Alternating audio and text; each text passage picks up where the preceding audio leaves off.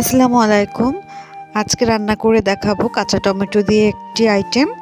তো এর জন্য আমি প্রথমে নিয়ে নিচ্ছি সরিষার তেল। আমি এখানে সরিষার তেল দিয়ে নিয়েছি ১ কাপের ৪ ভাগের ১ ভাগ।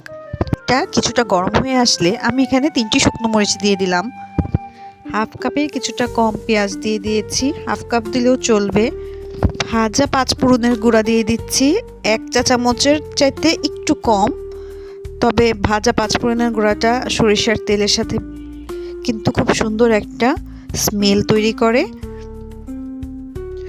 ৫ ফোড়ন দিয়ে একটু হালকা নাড়িয়ে নিয়ে আমি এখানে পানি দিয়ে দিচ্ছি, আর হলুদের গুঁড়ো দিয়ে দিব ১ চা চামচ, মরিচের গুঁড়ো দিয়ে দিব ১.৫ চা চামচ, দিয়ে মশলাটা একটু ভালো করে কষিয়ে নিচ্ছি।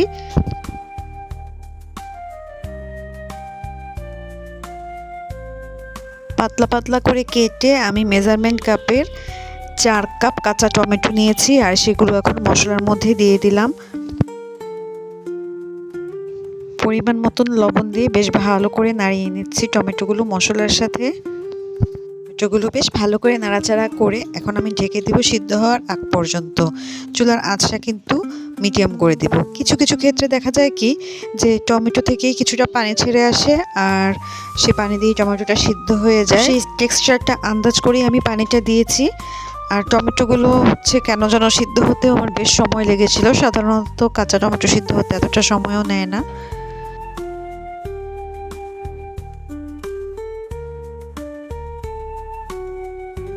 একটু পরপর একটু উঠিয়ে উঠিয়ে দেখে নিতে হবে যে সিদ্ধ হয়েছে কিনা, আর একটু নাড়াচাড়া করে দিতে হবে।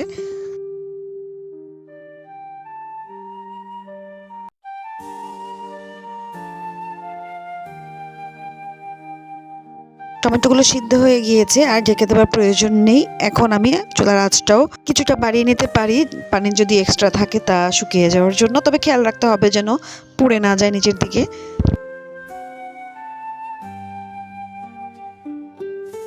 রান্নাটা কিন্তু প্রায় 80% হয়ে গিয়েছে। এখন আমার পরিবেশন অথবা ফিনিশিং যেটাই বলেন, সেই সময় চলে এসেছে। কিছুটা সরিষার তেল দিয়ে নিচ্ছি। তো আমি এখন বলে নিচ্ছি, যদি ফেসবুক থেকে আমার ভিডিওটা কেউ দেখে থাকবেন, আমার পেজটায় লাইক ফলো দিয়ে পাশে থাকবেন। আর ইউটিউব থেকে দেখে থাকলে আমার চ্যানেলটা সাবস্ক্রাইব করবেন, অল অপশন বাটনটা ক্লিক করে রাখবেন, আর ভিডিওটাতে তো অবশ্যই লাইক দিবেন। রান্না শেষ, এখন আমি দিয়ে নিচ্ছি সেই ভাজা ৫ ফোড়নের গুঁড়োটি ১ চা চামচ, আর দিয়ে বেশ ভালো করে নাড়াচাড়া করে নিচ্ছি। এই টমেটো ভাজিটা কিন্তু গরম ভাত অথবা পোলাওয়ের সাথে খেতে খুব মজা লাগে। আপনারা অবশ্যই বাসায় ট্রাই করবেন।